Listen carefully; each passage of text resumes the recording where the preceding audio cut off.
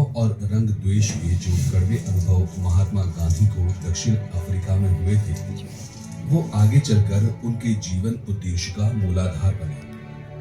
अपने साथ हुए अपमानों से उभरकर उन्होंने वहां के भारतीयों को पीड़ा से अवगत कराया, जो दशकों से नस्लवाद से जूझ रहे थे। वर्षों की वकालत, अहिंसा तथा शाकाहार के प्रयोग और टॉलस्टॉय जैसे महानुभावों से हुए संवाद ने भी बापू के मन में सत्याग्रह की सोच को सींचा।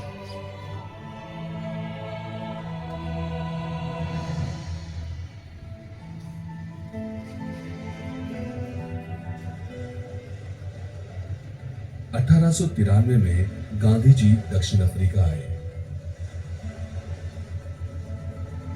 और अगले एक दशक तक वकील और स्वयंसेवी के रूप में उन्होंने वहां कार्य किया।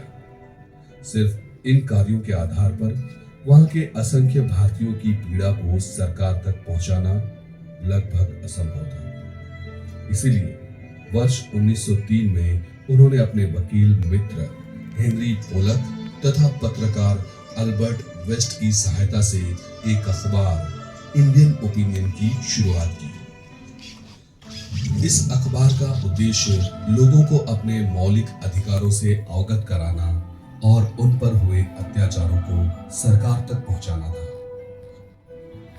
वर्ष 1904 में महात्मा गांधी ने इंडियन ओपिनियन को सहकारी आधार पर चलाने का निर्णय लिया। इसके लिए उन्होंने नगर से दूर एक फार्म खरीदा, जो आगे चलकर फिनिक्स सेटलमेंट कहलाया। केवल एक महीने में गांधी जी ने अपने समर्थकों की सहायता से प्रिंटिंग प्रेस को फिनिक्स में स्थानांतरित कर दिया, जहां प्रेस कर्मचारी संयमित जीवन व्यतीत करते हुए अखबार छापने का कार्य करते। साथ ही वे खेती करके अपने लिए अनाज भी उगाते, जिससे इंडियन ओपिनियन को चलाने वाले खर्च में भारी कमी आने लगी। बापू की यह अनोखी पहल सामुदायिक जीवन की गुणवत्ता का श्रेष्ठ प्रमाण थी, जहां यूरोपीय एवं भारतीय मूल के लोगों ने आपसी सहिष्णुता, समर्पण और भाईचारे की नई मिसाल कायम की। फिनिक्स से ही विश्व के पहले सत्याग्रह का उदय हुआ, जब सैकड़ों भारतीयों ने एशियाटिक अमेंडमेंट एक्ट नामक काले कानून के खिलाफ आवाज उठाई।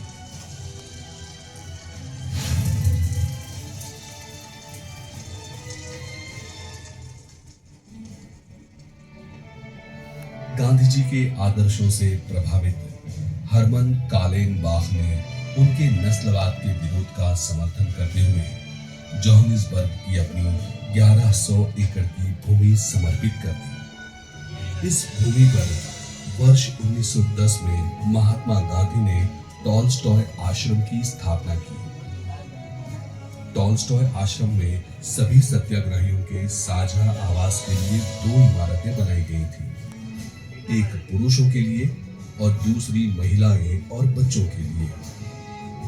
खेती के लिए एक बड़ा भूभाग निर्धारित किया गया, जिसके साथ एक विद्यालय और सुधारी तथा जूते बनाने जैसे कौशल सीखने के लिए एक कार्यशाला निर्मित की गई। टॉलस्टॉय आश्रम में सत्याग्रही एक अनुशासनपूर्ण दिनचर्या का पालन करते थे, ताकि उनमें भौतिक वस्तुओं के प्रति अलगाव उत्पन्न हो सके।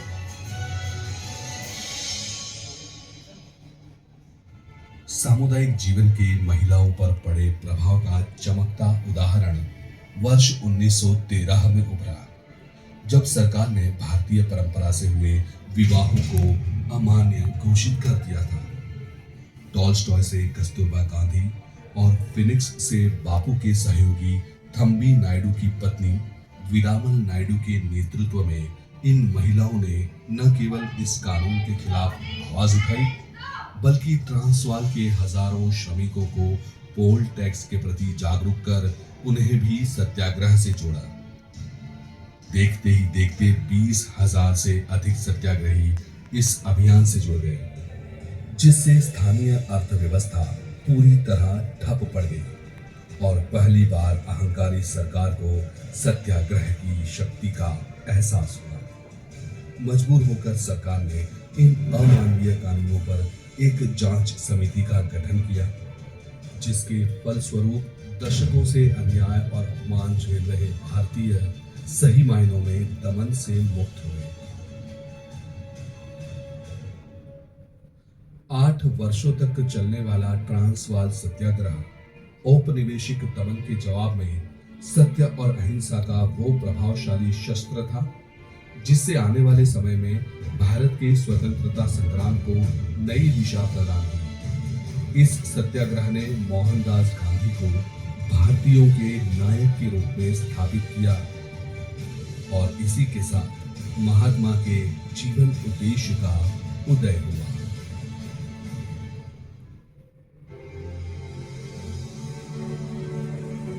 सत्याग्रह का उदय।